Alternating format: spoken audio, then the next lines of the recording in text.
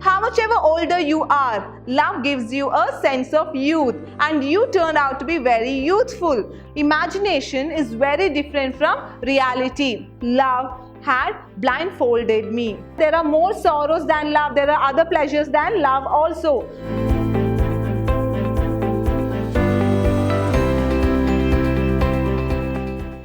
Love is one of the most celebrated ideas in the world of art.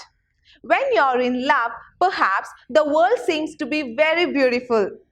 The world around you goes topsy-turvy, yet you be very optimistic because you're in love.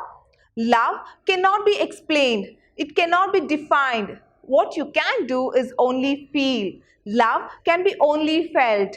In a dictionary, if you search for the definition of love, yes, it will give you the definition of love. But mind you, it fails in justifying the expressions and feeling. While you're in love, your heart turns out to be divine, the divinity in you, and your life is very sacred. Hello everyone, I'm Soni Puamma, crossing your path again with yet another new poem. The poem reflects, "Do not ask of me, my love." What a beautiful word, love. The way we pronounce, the way we express is beyond anybody's perception. It cannot be explained, but it can be defined in a very justifiable manner. And that justification comes from your mind and which ends in your heart. But today's speaker, wherein he has a very contradict idea of love against us. So let's see what is it all about. Introducing the poet to you, Faiz Ahmad Faiz, and where his poem is translated from Urdu by Shaheen Sultan Danji, wherein he gives a very different idea to the perspective of the speaker or a lover who was in love, yet he repents for the lost life. When I say lost life, that I would say the lost love life. The time when he realizes the importance of the world, the importance of life. There is something known as life beyond love. Love is not everything. Yes, love blindfolds you. But there was a time when I loved you, blindfolded myself. I realized how important life is. There is a world beyond love. There is a pleasure beyond love. There is pain beyond love. And that's what the poet in himself realizes in the words of the speaker. So what's the poem all about? I have given you a title and which is entitled as Love Life. Let's start with a very optimistic life. A love story wherein he begets all the happiness. The two are very happy. Their life was no less than any rendezvous in themselves. And here it goes. Do not ask of me, my love, when he terms my love. That's what the adoration he holds for that girl of his life. He says, do not ask of me that love. Which love? The love I once had for you. When he says once had, isn't he loving the same girl now? Did he realize something? Did he ditch her? Why did he stake her life like this? Why did he say that love I once had for you? So how about the present? Isn't he in love now? That's what it goes in the further lines. There was a time. So he talks about past tense. He talks about past tense when he says there was a time. Was indicates the past. There was a time when life was bright. When was it bright? When we were in love and young and blooming. Love sees no age. How much ever older you are, love gives you a sense of youth and you turn out to be very youthful. So he says that when we were in love, when I was in love with you, when you were with me, when I thought that love is everything, I always was bright, young and blooming. My life was a merry. I used to enjoy every time spent with you. I used to relish the time I spent with you because I seemed to be very youthful because I was in love. So I refer to was again. And your sorrow was much more than any other pain. Whenever you were in agony, whenever you were depressed, whenever you are sorrowful, That sorrow was much more to fantasize about. I couldn't even see you in sorrow or agony. I couldn't see you in pain, and that would hit me in my heart. So he says, reading again the lines wherein you have to understand what sort of love he had for his beloved once upon a time. And your sorrow was much more than any other pain. I thought that there is no other pain than seeing you in agony. There is no other pain to feel for myself, rather seeing you in despair.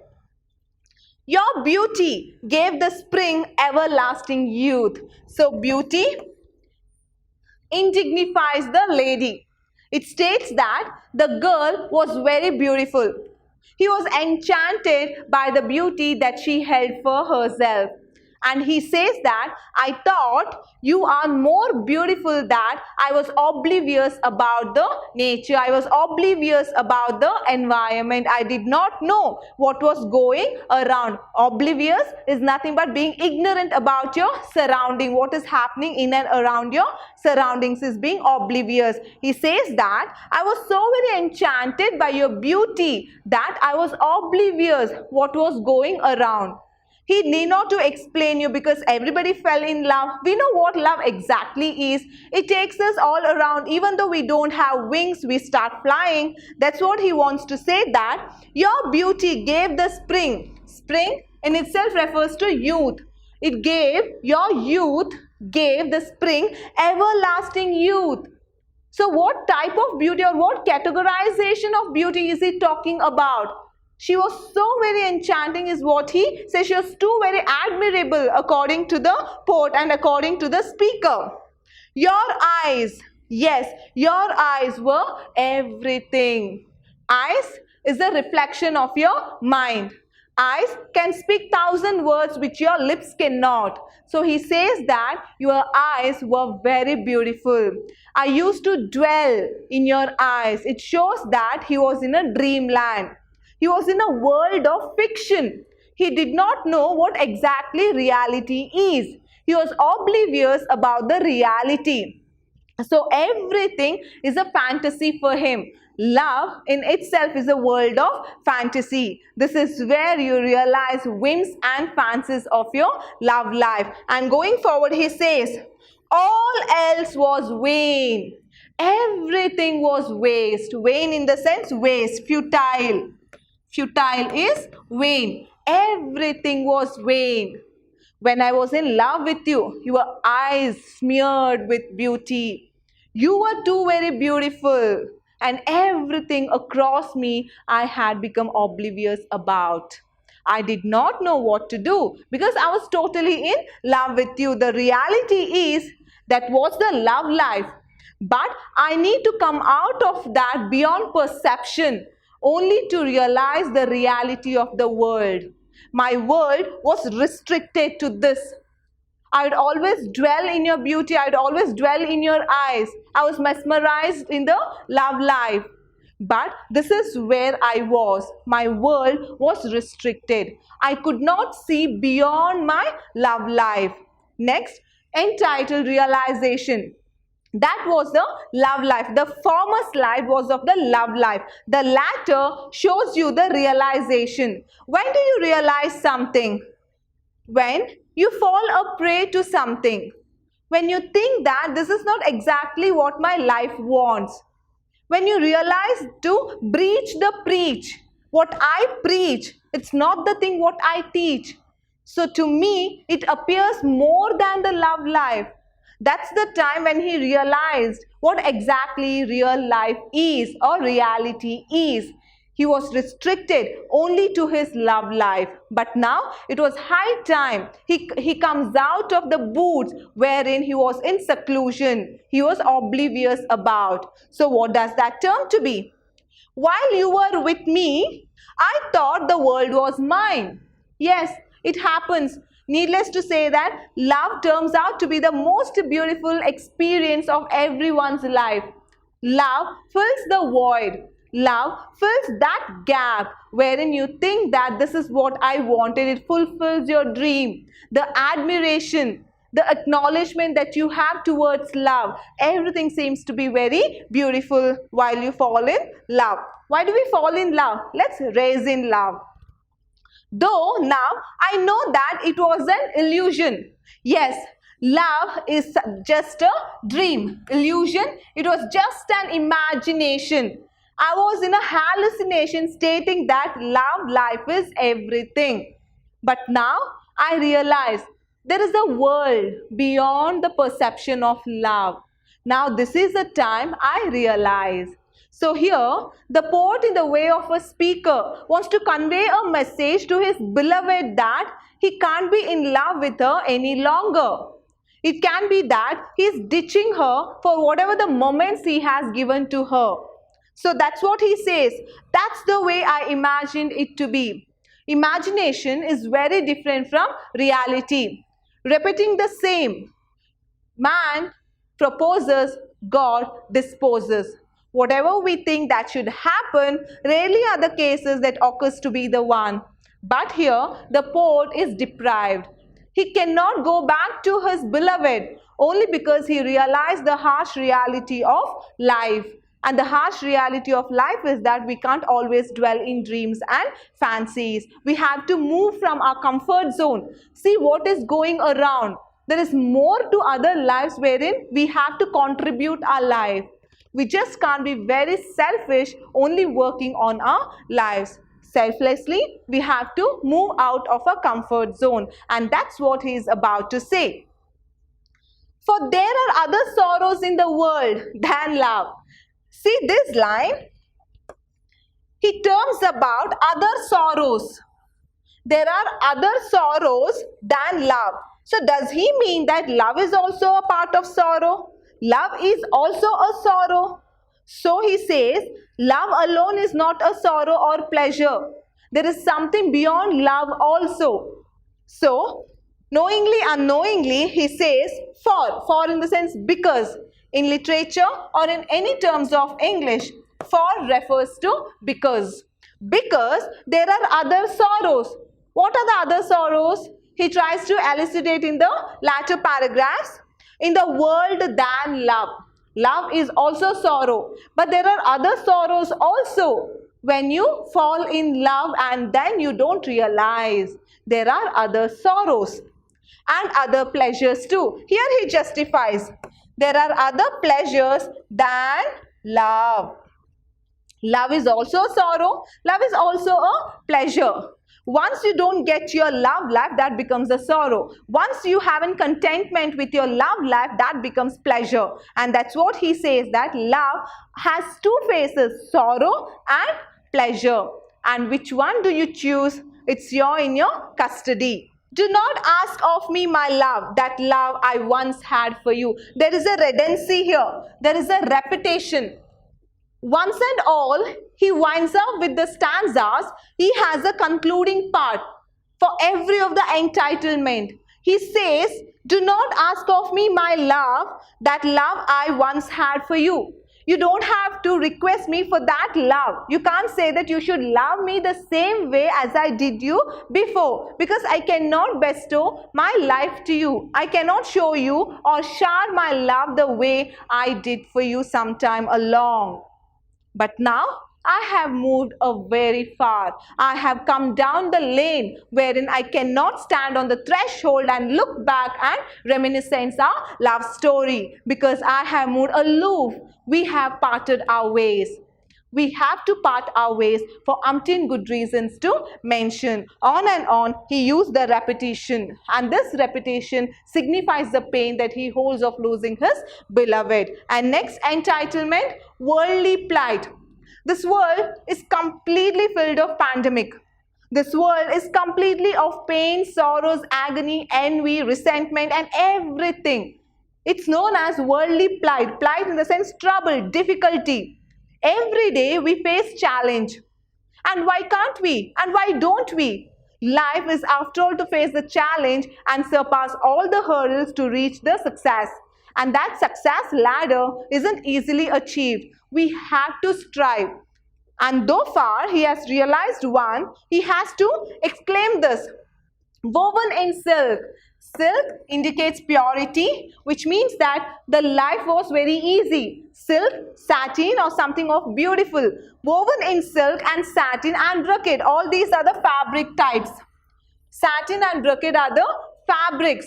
He compares his life with that of the fabrics, wherein says that woven in silk and satin and brocade, those dark and brutal curses of countless centuries. In the sense that all the troubles were woven in silk, satin and brocade.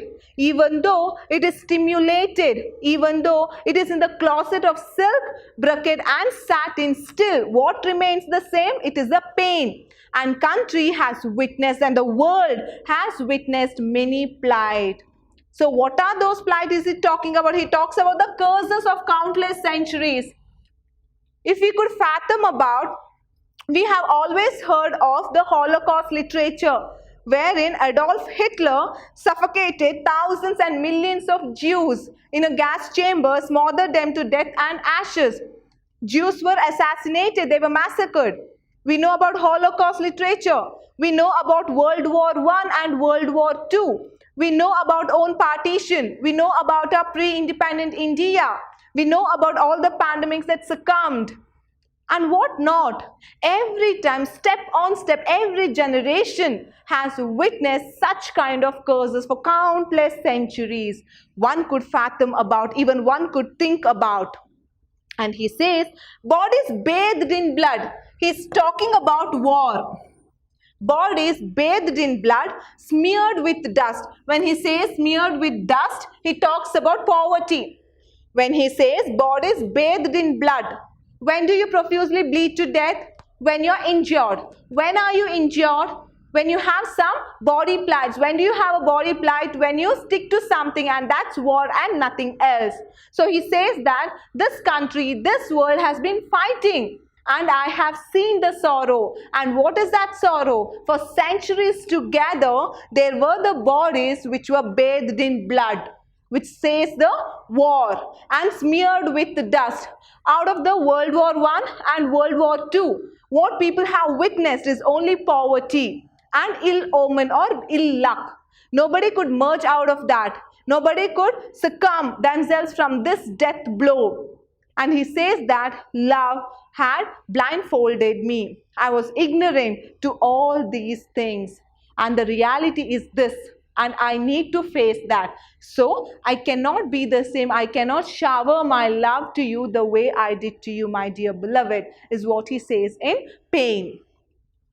Sold from marketplace to marketplace. So what is he talking about? It can reflect to any of the animals, the slaughtering of human beings and what not. Marketplace refers to the place wherein you're publicly auctioned. It can be a slaughtering house also. So from marketplace to marketplace, bodies arisen from the cauldron of diseases. When I talk about cauldron, this pandemic, the present pandemic, is the best example. For every 100 years, the world witnesses this pandemic. Started from the Spanish flu, till the hepatitis, till the flus again, and this corona has witnessed centuries to remember. And cauldron refers to the situation wherein someone has to succumb to death. And he says, bodies arisen from the cauldron of diseases.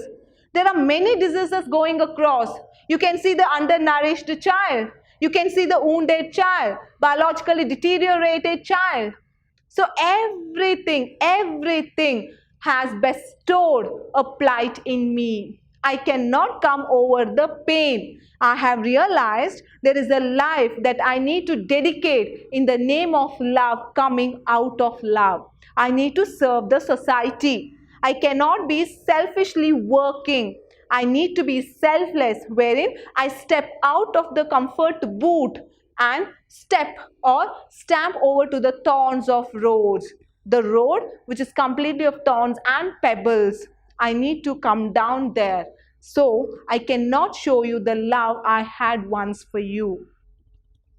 Bodies arisen from the cauldron of diseases, the continuity. Pus dripping. Pus is nothing but the mucus.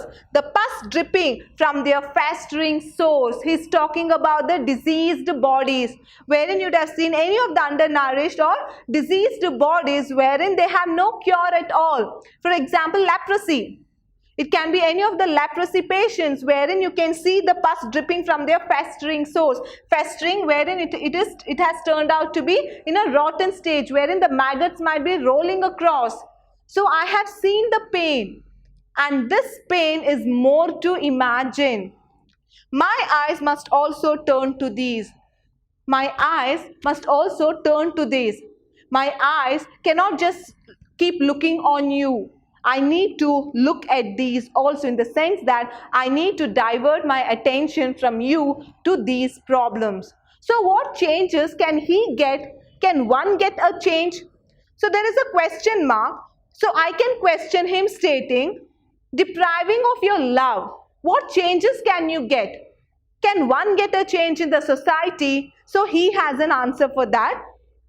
Entitled consolence.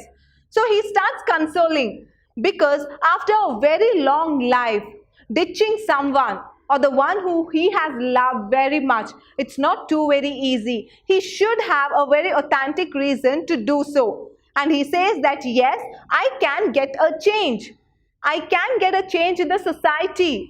It's just like terming about Lord Buddha, who, after realizing the reality of life, abandoned his family, got into hermit, become a sage, and then he attained enlightenment. So why was all these? Only to attain enlightenment. If I cannot do anything to the society, what is a way of living that I need to survive? So my first step and the last step should be there only for the society. I should serve the purpose of the society. And he states, you are beautiful still, my love. So there is a consolence that what girls want. So he states that you are still beautiful. I'm not bored of you. I'm not leaving you because you're not beautiful. You're still beautiful, my love. He adds this, my love, being very admirable to the beloved. But I'm helpless too. You are beautiful, true. I would be reluctant to let you go, just like that, true. But I am helpless too. So what is that helplessness that he has? For there are other sorrows in the world than love and other pleasures too. So there is a repetition if you notice. In the former paragraph also he spoke about this, and the later also states that there are sorrows other than the love and pleasures other than the love. So I need to move forward. Here is a consolent statement. He states that you are beautiful. Don't think that I left you because you are no more charming. You are flamboyant. But there are much more to it. And what is it? For there are other sorrows in the world. So what should be the other sorrows? It can be the pandemic. It can be somebody on the road begging, or the needy. I need to help them. I need to come out of the fiction and step into reality. I need to serve the purpose. I need to serve the society. Do not ask of me, my love, that love I had for you. I would exclude once. Because critically opining, if he would have really loved, he would have managed his love life as well as his consolence life. And what is his consoling life? His consoling life is to abject the society, is to abject his love to that of the society, to serve the society. He couldn't do that. So in the other way around, critically opining, he is right to the point. But how far can one being get a change in the society? As it says, with one we can get a change. So let's see how far he will go to this. And giving you an example of Lord Buddha, here you have the important questions also. You can add an example of Lord Buddha getting an enlightenment only to intervene these questions. What is the theme of the poem? The theme is agony. A deprived lover consoling his beloved only to make sure that she understands his stature of life, that he cannot show the same love as he had once for her. Elaborate the important aspects of love referred by the poet. So you can add, when they ask important aspects of love, what is the important aspect of love? He defines that her beauty is flamboyant. He says that there are more sorrows than love. There are other pleasures than love also. What is a sorrow? The sorrow is seeing people cribble. And what is pleasure? Serving the same cribbling people is a pleasure to the poet. And next, explain the imagery used in the poem. He uses the imagery referring to all the aspects of love. He gives an example of the pus just coming out, or like liquidating out of the wound. So everything is an imagery. The poem in itself is imagery. So what is the imagery used? Imagery is nothing but the love in itself. So you will have these questions asked. So make sure that the simple funda I teach you is understand the essence of the poem, understand the message of the poem to elaborate. You just don't have to paraphrase everything. You just don't have to go in the perspective of the poet. Don't change the perception, yet give your critical appreciation to the poem. Going forward, let's wrap up with the quotation that would give you a closure quote. So how does that read? Love isn't momentary. Telling you this, we can't assert love to be true or false. False love, true love. Love remains the same. Love is intact. There is no prefix, there is no suffix. Love is intact as your personality, as your name is. So, though the circumstance prevails, whatever the circumstance is, what remains intact is love. True love never changes. So with this, here's Vidhyaashram for you. Standard retained on learning. Stay home, stay safe, and stay educated. Be at the pink of your life. I'll see you yet again with another new session with more of creativity. Until then, take care.